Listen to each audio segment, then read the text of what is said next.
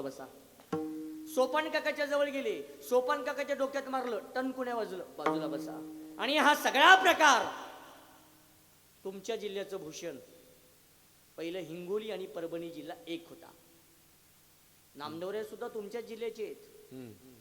हा सगळा प्रकार नामदेवऱ्या एका कोपऱ्याला बसून नुसतं पाहू लागले. आणि नामदेवराय विचार करायले, ताई साहेब गोरोबा काका यायले तर गोरोबा काकाच्या हातामध्ये थापड नाही, नुसतं यायले डोक्यात मारायले तर उग भेंडबिंड आलं, डोकं बिकं फुटलं, नसली उपाधी होईल. नामदेवराय नुसतं पाहिलेत. आता गोरोबा काका प्रत्येक संतांच्या जवळ चालले, डोक्यात मारालेत, पक्काय बाजूला बसा, पक्काय बाजूला बसा.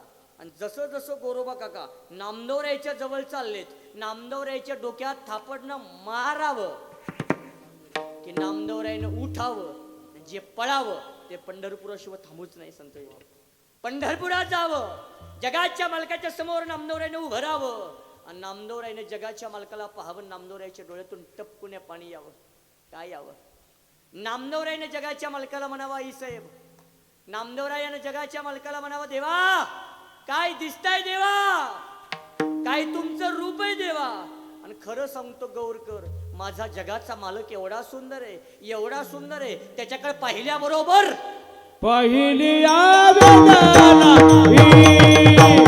पहिली वेदना पहिली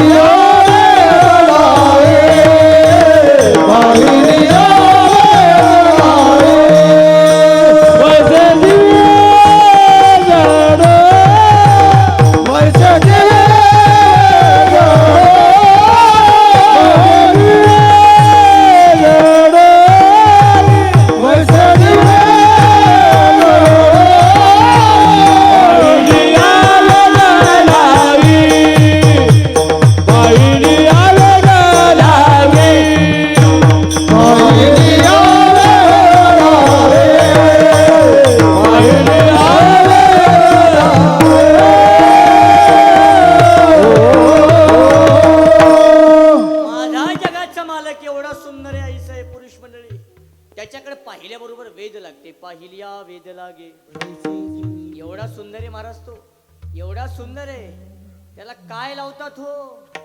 कस्तुरी मळवट चंदनाचे उटे रुळे माळकांती